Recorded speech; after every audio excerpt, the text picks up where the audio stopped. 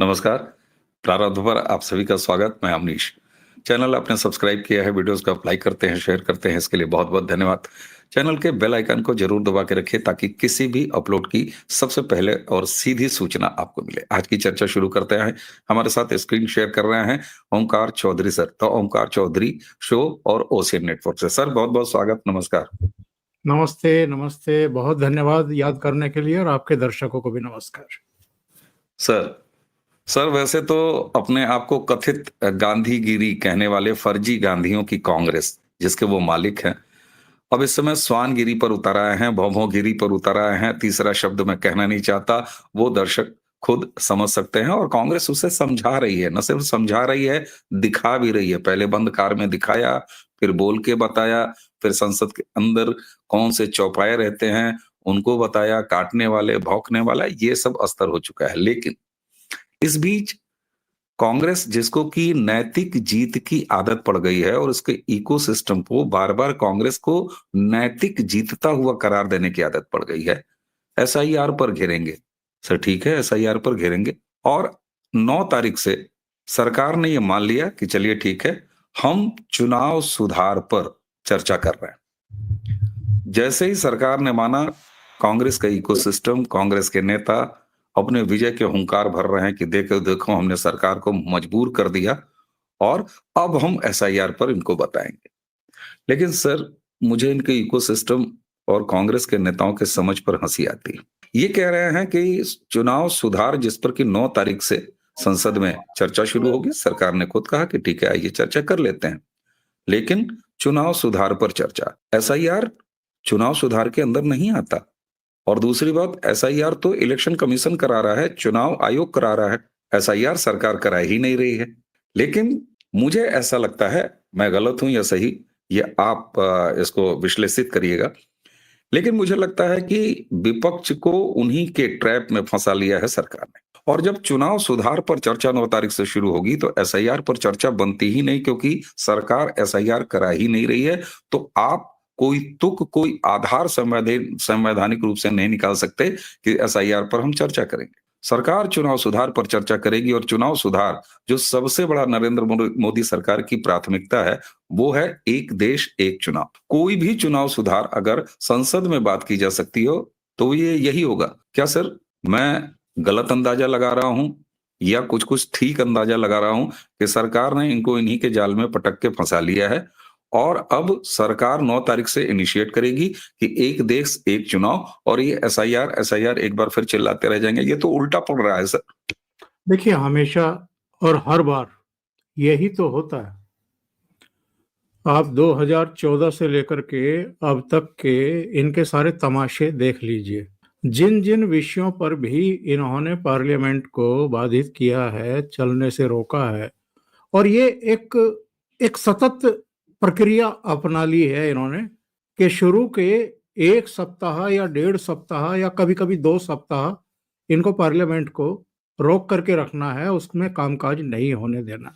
लेकिन क्या सरकार भी रुकी है या पार्लियामेंट जो जरूरी विधायी कार्य थे वो पार्लियामेंट ने नहीं पूरे किए, या उनको पारित कराने में सफल नहीं रही सरकार?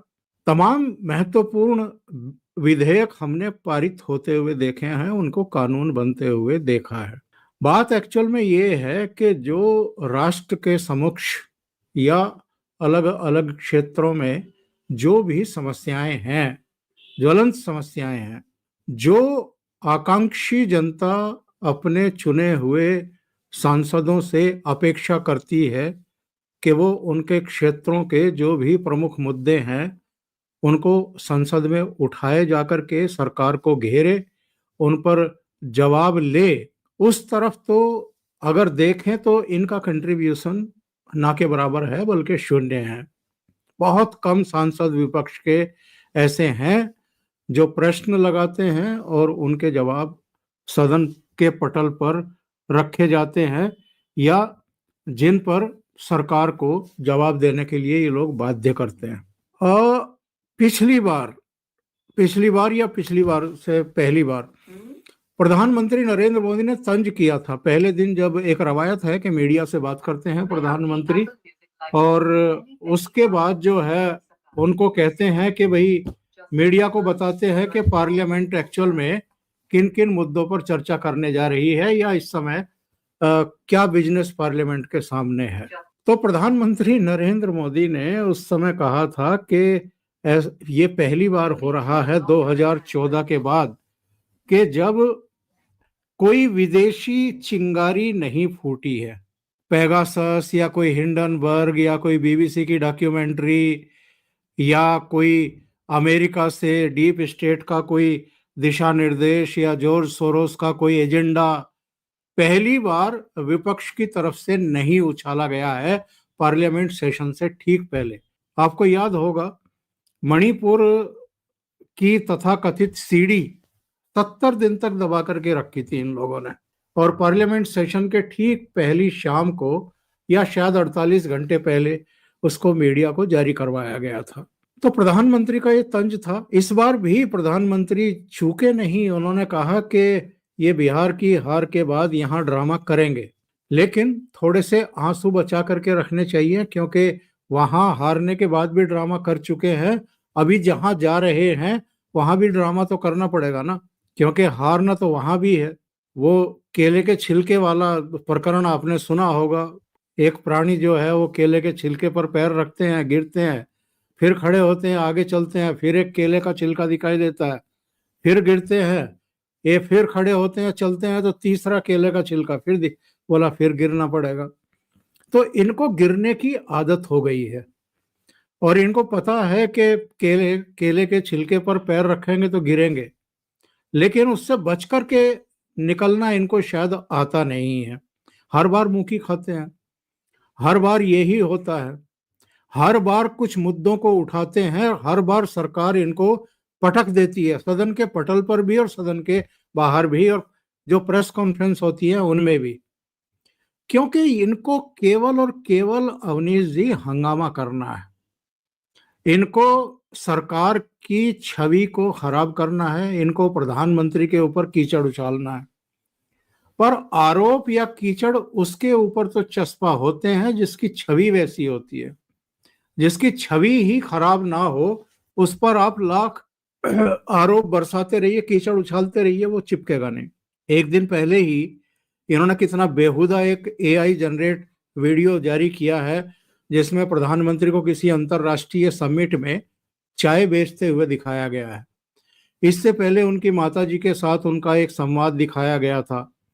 इससे पहले भी बिहार चुनाव के समय ये प्रधानमंत्री जी की दिवंगत माताजी को गाली निकाल चुके हैं।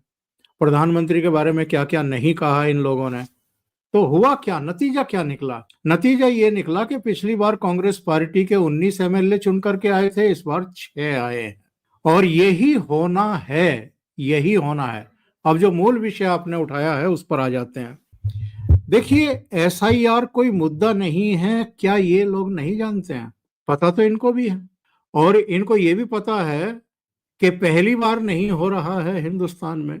इससे पहले 8 बार तो हो चुका, टुकड़ों टुकड़ों में कुछ और बार भी हो चुका है। और इनके पड़नाना या नाना जो भी थे उनके कार्यकाल में भी, इनकी दादी के कार्यकाल में भी, इनके पिताजी के कार्यकाल में भी, और पीवी नरसिम्हा राव, और फिर मनमोहन सिंह से पहले अटल जी के समय भी ये सब हो चुका है। तो इस बार ऐसी कौन सी आफत आ रही है? एक्चुअल में ये मैसेज भेजना चाहते हैं उन लोगों को जिनको इन्होंने पिछले 1.5-2 दशक में बड़ी मेहनत से घुसपैठ करा करके जगह जगह कैंप कराया था। उसके बाद उनके राशन कार्ड से लेकर के उनके मतपत्र तक और तमाम डॉक्यूमेंट, आधार कार्ड से लेकर के सारी चीजें मुहैया कराई। और जो एक्चुअल में इस बीच दिवंगत हुए उनके स्थान पर या जो पलायन कर गए कहीं दूसरी जगह नौकरी की तलाश में, उनकी जगह पर उनको किसी तरीके से खड़े करके, और जो एक मिली भगत होती है हमेशा, अगर इनकी सरकार है तो वहां थोड़ा आसान हो जाता है। चुनाव आयोग भी क्या कर लेगा, वहां आंखों में धूल झोंकना जरा आसान हो जाता है। तो जो खेल ये करा रहे थे वो खेल बंद करने का काम इस समय चुनाव आयोग कर रहा है। और ये हमले जरूर कर रहे हैं प्रधानमंत्री मोदी पर या अमित शाह पर, एक्चुअल में इनके निशाने पर सीधे चुनाव आयोग और मुख्य चुनाव आयुक्त ज्ञानेश कुमार हैं। क्योंकि ज्ञानेश कुमार इनकी गालियां बकने के बावजूद वो टस से मस नहीं हो रहे हैं। उन्होंने कहा कि ये तो हो करके रहेगा। अच्छा, सुप्रीम कोर्ट भी गए थे। सुप्रीम कोर्ट ने भी कहा कि ये तो संवैधानिक प्रक्रिया है, चुनाव आयोग को पूरा अधिकार है कि मतदाता सूची को साफ सुथरा करे। अगर आपके पास कोई ऐसे नाम हैं जिनको आपको लगता है कि भाई ये तो योग्य थे, इनका तो नाम मतदाता सूची में आया नहीं, और ऐसे नाम आप बता दीजिए जो अयोग्य हों और मतदाता सूची में रह गए हों। एसआईआर प्रक्रिया का मतलब ही ये है कि जो अयोग्य हैं उनको निकालो, यानी जो इस दुनिया में नहीं है उनको निकालो, जो अपने मूल स्थानों पर नहीं है कहीं और शिफ्ट कर गए उनका निकालो, जिनके 2 जगह नाम आ रहे हैं उनको निकालो। अगर कोई घुसपैठिया है, विदेशी है, और उसने यहाँ गलत तरीके से आकर के घुसपैठ करके और किसी तरीके से तमाम तरह के सुख सुविधाएं हासिल करने के लिए, सरकारी योजनाओं का फायदा उठाने के लिए डॉक्यूमेंट बनवा लिए हैं फर्जी, तो उनकी शिनाख्त भी हो जाए और उनके नाम भी मतदाता सूची से हट जाए। अब मुझे ये बताइए कि इस पर किसी को क्या ऐतराज हो सकता है? अगर इनको ऐतराज है और ये इसी जिद पर अड़े हुए हैं, पिछले सदन में भी तो इन्होंने यही किया था जब बिहार में ये सब चल रहा था, इस बार भी इन्होंने यही तमाशा शुरू किया। तो प्रधानमंत्री को पता था कि ये ड्रामा करेंगे, तो अभी सरकार ने कहा कि ठीक है, आ जाओ मैदान में भाई, चर्चा करा लेते हैं। कोई दूसरा नाम दे देंगे इसका। एसआईआर तो नहीं दे सकते क्योंकि चुनाव आयुक्त, मुख्य चुनाव आयुक्त सदन में आकर के आपके सवालों के जवाब दे नहीं सकते, तो कोई और बहाने, चलो आप एसआईआर की बात करना, हम चुनाव सुधार की बात करेंगे। तो आपने बिल्कुल वैलिड पॉइंट पकड़ा है कि एक अच्छा मौका इन्होंने सरकार को दे दिया है। पूर्व राष्ट्रपति रामनाथ कोविंद साहब की अध्यक्षता में एक कमेटी का गठन ऑलरेडी हो चुका था, वो अपनी सिफारिशें दे चुकी है कि राष्ट्रपति जी को सबमिट कर चुकी, केंद्र सरकार के पास वो रिपोर्ट आ चुकी, जिसमें एक देश एक चुनाव की अनुशंसाएं हैं। वो सारी सिफारिशें हैं कि अगर मान लिया 5 साल के लिए कोई सदन चुना गया है, विधानमंडल का गठन हुआ है, और बीच में कुछ ऐसा हो जाता है कि सरकार गिर जाती है, तो ऐसे में क्या किया जाए? क्या मध्यावधि चुनाव के लिए जाए वो राज्य? क्या व्यवस्था हो सकती है? वो सारी चीजें, क्योंकि मध्यावधि चुनाव के लिए अगर कोई राज्य जाता है तो फिर वही तमाशा शुरू होगा, यानी हर 5 साल में चुनाव ना होकर के फिर वही 2 साल 3 साल बाद फिर किसी विधानसभा के लिए चुनाव होगा। तो ऐसे में क्या व्यवस्था की जाए, ये भी सारी अनुशंसाएं, सारी सिफारिशें उसमें हैं। तो मुझे लगता है कि इन्होंने दरवाजा खोल दिया है और सरकार के लिए ये एक अपॉर्चुनिटी है। बिल्कुल सर, और सरकार के लिए मैं कह रहा हूं ना कि ये जानबूझ के रास्ते मुहैया करा देते हैं। या तो इनको इनकी इतनी जानकारी नहीं है, और नहीं तो इनको जरूरत से ज्यादा जानकारी है। और जिस लीडर ऑफ अपोजिशन को ये नहीं पता है कि पेट्स अलाउ हैं कि नहीं है, वो उल्टा पूछ रहे हैं अलाउ नहीं है क्या? अच्छा, मतलब गजब हाल है इनका। और सर आपने कामकाज की बात की, तो मैं दर्शकों को जरा दिखा और आपकी जानकारी में भी ले देता हूं। ऐसा नहीं है, इस सरकार का ये रिकॉर्ड रहा है सर कि इसने भरपूर काम संसद के किसी भी सत्र में किए हैं पिछले 11 सालों में। और इस बार भी देखिए आप 19 तक चलेगा ये, और इसमें कुल 15 बैठकें होनी है, और 15 में से 14 विधेयक ऑलरेडी सरकार इस सत्र में पास कराएगी और उस पर काम कर रही है, और बड़े महत्वपूर्ण है। जन विश्वास संशोधन विधेयक 2025 है, दिवालिया और दिवालिया बैंकरप्सी कानून है, मणिपुर वस्तु और सेवा कर है, उस पर ये नाम नहीं ले रहे हैं, रिपीलिंग और संशोधन है, राष्ट्रीय राजमार्ग है, परमाणु ऊर्जा है, कारपोरेट कानून है, सिक्योरिटीज मार्केट है, बीमा है, मध्यस्थता और सुलह है, उच्च शिक्षा के लिए है, केंद्रीय उत्पाद शुल्क का है, स्वास्थ्य सुरक्षा और राष्ट्रीय सुरक्षा, और उसी के साथ प्रथम पूरक अनुदान मांगों वाला। तो सरकार तो अपने 14 काम की लिस्ट तैयार करके बैठी है और उस पर वो भरपूर काम भी करा रही है। अब एक चीज अगर हम इसी पर आ जाएं कि भैया आप एक देश एक चुनाव वाले ट्रैप में खुद फंस रहे हैं और आपने बिल्कुल सही है कहा, आप एसआईआर चिल्लाइएगा और सरकार अपनी बात करेगी, लेकिन सरकार जब चर्चा के लिए तैयार हुई है और ये कह रही है कि आपके मुताबिक तैयार हो रही है, तो लिस्ट तो सरकार की होगी। वही होता है कि जगह भी हमारी, तारीख भी हमारी और लिस्ट भी हमारा। अब चर्चा से भागोगे कैसे? अगर भागोगे तो फिर एक्सपोज होगे। लेकिन उसी के साथ सर आपके भी संज्ञान में ले आ दूं, 2025 आ गया, एक तरफ एसआईआर हो रहा है यानी मतदाता सूची बिल्कुल करेक्ट हो रही है और इसी के साथ साथ परसीमन भी ड्यू है, यानी लोकसभा की सदस्यों की संख्या। अच्छा, लोकसभा में कितने सदस्य होंगे कितने नहीं होंगे ये मतदाता सूची और वोटर की संख्या पर निर्धारित होती है।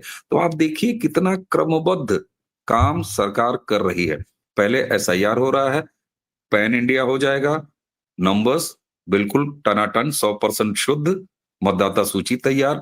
मतदाता सूची तैयार, तब आप ये डिसाइड करेंगे कि मोदी जी ने जो सेंट्रल विस्टा में नया संसद भवन बनाया है जिसमें 900 से ज्यादा सीटिंग कैपेसिटी है, तो अब सीटें भरेंगी कैसे? साथ ही 25% महिला आरक्षण वो भी आ रहा है।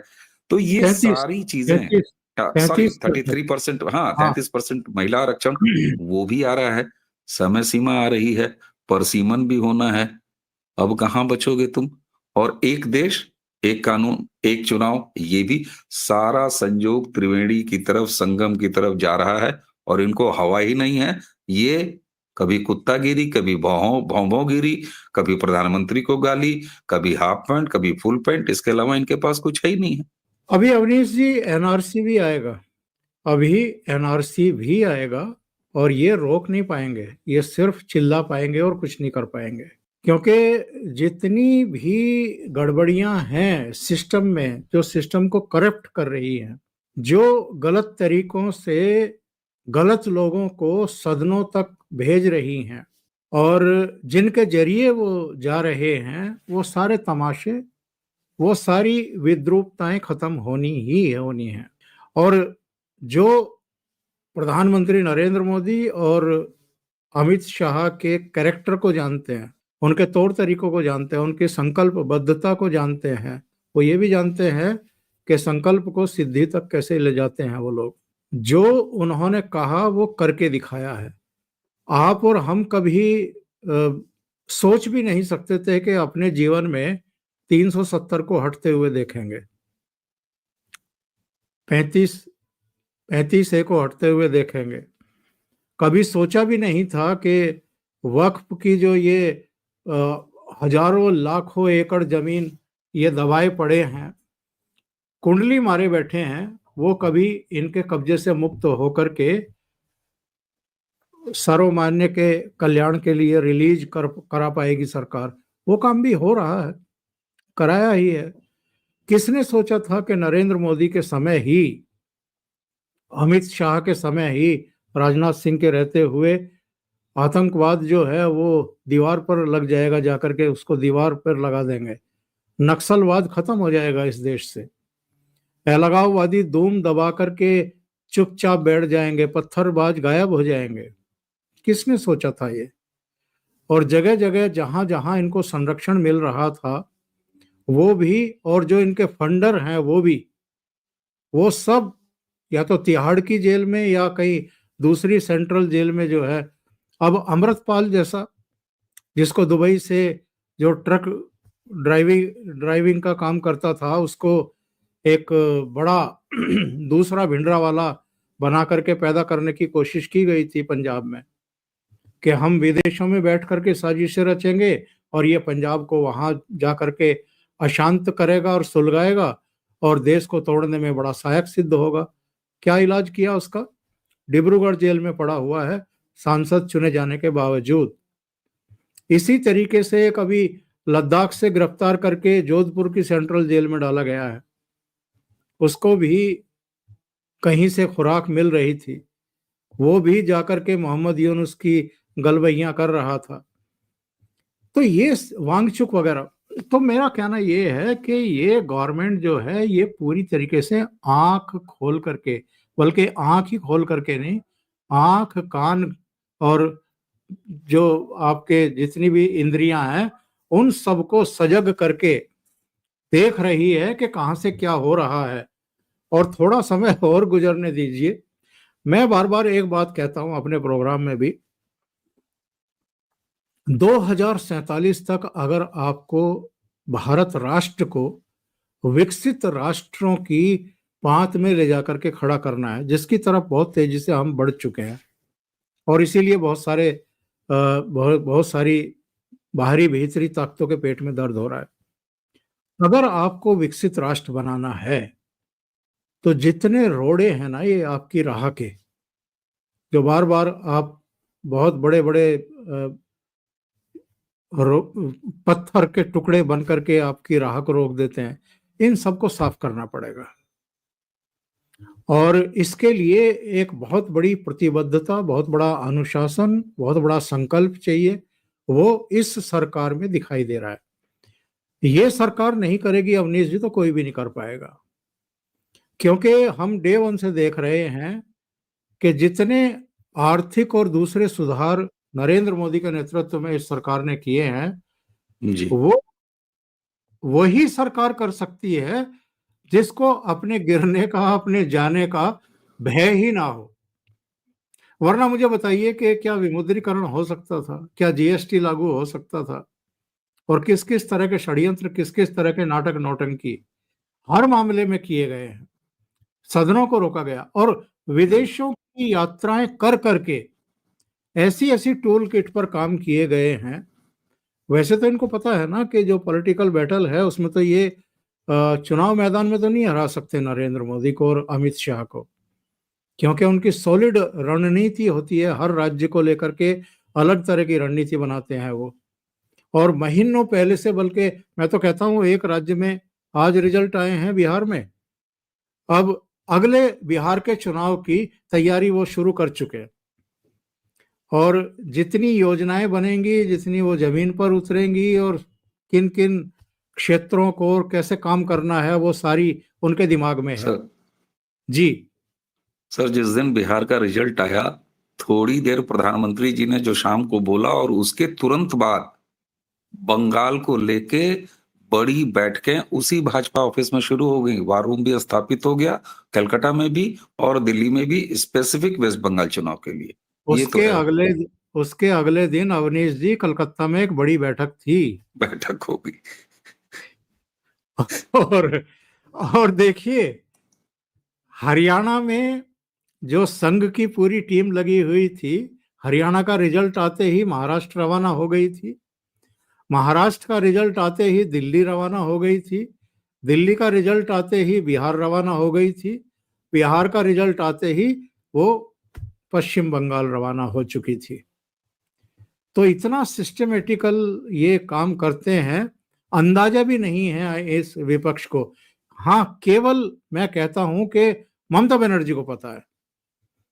ममता बनर्जी को इनकी ताकत का अंदाजा है, इसलिए वो लगातार एसआईआर का विरोध भी कर रही है। अपनी पूरी टीम को, पूरी पार्टी को एसआईआर के काम में झोंक भी रखा है झोंक भी कि रखा है। कहीं हमारे मतदाता रह ना जाएं, कहीं किसी का वोट कट ना जाए। और एसआईआर का विरोध करते हुए मालदा, मुर्शिदाबाद, कूच बिहार तक पहुंच गई। कल मालदा, अरे कूच सर, बिहार और मुर्शिदाबाद में थी। सर मुर्शिदाबाद का जो विधायक जो बाबरी मस्जिद बनाने की जिद पाले बैठा था, उसको पार्टी से सस्पेंड कर दिया जी जी जी। कि फर्जी वोट तो हमारे जा रहे हैं, कहीं ऐसा ना हो कि हिंदू भी हमको तौल दें। तो तो ये लोग एक्चुअल में राजनीति और आज आज क्या कह रहे हैं राहुल गांधी और उनकी प्रिय बहन जी कह रही हैं कि जो विदेशी डेलीगेशन आते हैं उनसे विपक्ष को मिलने नहीं दिया जाता है। कितने मासूम हैं, इनकी राहुल ने अपना नाम मासूमियत। लिया है, और हाँ हाँ, कह रहे हैं कि मोदी इनकी, जी हमको पुतिन से मिलने नहीं देना चाहते। हाँ, ये पुतिन आ रहे हैं तो इनको याद आया कि मैं एलओपी भी हूं। यस। वरना ये तो इनको तो पता ही नहीं है कि ये एलओपी हैं और एलओपी का दायित्व क्या होता है, कर्तव्य क्या होता है। केवल अधिकार की बात करते हैं, जो दायित्व होते हैं एलओपी के वो भूल चुके हैं। और सदन में किस तरह आते हैं, कोई कोई भूल सकता है क्या? कल सुधांशु त्रिवेदी की प्रेस कॉन्फ्रेंस में उन्होंने कहा कि एक दिन तो रात को विधेयक पारित होना था, ये रात को पजामे में और चप्पल में सदन में पहुंच गए थे। आप अंदाजा लगा उस, सकते हैं उसकी तस्वीरें जो आई थी सर, जो लोअर में हमारी और स्लीपर में। जो हमारी संवैधानिक संस्थाएं हैं उनका किस तरीके से ये अपमान कर रहे हैं, ये देश और देशवासी भूल सकते हैं क्या?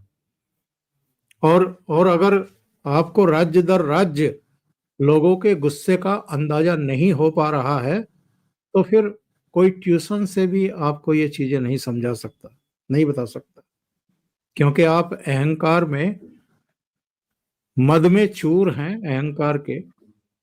इससे आपको कोई नहीं उबार सकता। बिल्कुल सर, बिल्कुल सर। और एक चीज और, इनका मन भी बड़ा, बहुत बढ़ा हुआ है सर। आप समझते हैं अपने आप को, आप और आपका खानदान।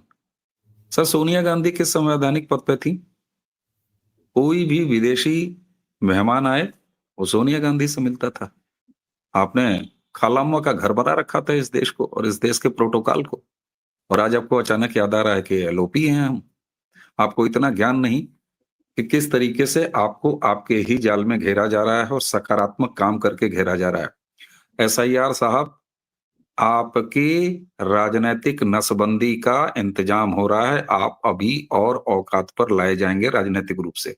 एसआईआर से दर्शकों 100% शुद्ध वोटर लिस्ट, उसके बाद परसीमन, एनआरसी सर ने बता ही दिया, परसीमन के बाद 33% महिला आरक्षण, और उसके बाद आप करा रहे हैं चर्चा, तो लीजिए साहब, चुनाव सुधार पर चर्चा। और 9 तारीख से चर्चा शुरू होगी, 19 तक अभी सदन चलना है।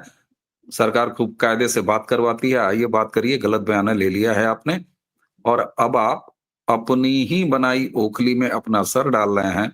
और नरेंद्र मोदी जी ने सर शीतकालीन सत्र के शुरुआत में ही 10 मिनट में कह दिया कि ड्रामा तुम्हारा अब नहीं चलेगा, डिलीवरी तो तुम ड्रामा करो, वो डिलीवर करेंगे सर। 16 दिसंबर को राउज एवेन्यू कोर्ट संज्ञान भी लेने वाली है। Yes sir, yes sir. मतलब अब कैसे ना दर्द निकले सर, और कैसे ना भों भों निकले। सवाल ये होता है, अभी तो सर आवाज बदली है, अभी भाषा बदली है, अभी बिसात बदलेगी। और जब सेल में आदमी पहुंचता है ना सर, तो बहुत कुछ चीजें अपने आप डिस्चार्ज हो जाती हैं। तो निश्चित तौर पर आप संसद को नहीं चलने दे रहे हैं, लेकिन सरकार 15 बैठकों यानी 15 सीटिंग में 14 काम की लिस्ट, और 14 की 14 ये सरकार करा के दिखाएगी। 11 साल ये उदाहरण है कि एक भी काम रुका नहीं है। जब नंबर हैं वहां भी, और जहां नंबर नहीं रहे हैं वहां भी आपने सदन का वॉकआउट किया है, तब भी आप सदन में चिल्लाते रहे हैं, तब भी सड़क से लेकर संसद तक आपका चिल्लाना काम है, सरकार का काम करना काम है। बहुत सही बयान दिए हैं आप। अब फंसिए नरेंद्र मोदी के जाल में। सर, आपने समय दिया, और मैंने जो एक अंदाजा लगाया था कि क्या वाकई, क्योंकि बड़ी साफ सी बात है, एसआईआर चुनाव आयोग कर रहा है, चुनाव आयोग आपको सदन में नहीं मिलेगा, सदन में सरकार मिलेगी। सरकार एसआईआर पर बात कर नहीं सकती, और सरकार चुनाव सुधार पर बात कर रही है। एक देश एक चुनाव, ये सरकार की प्रायोरिटी है, रिपोर्ट ऑलरेडी तैयार है।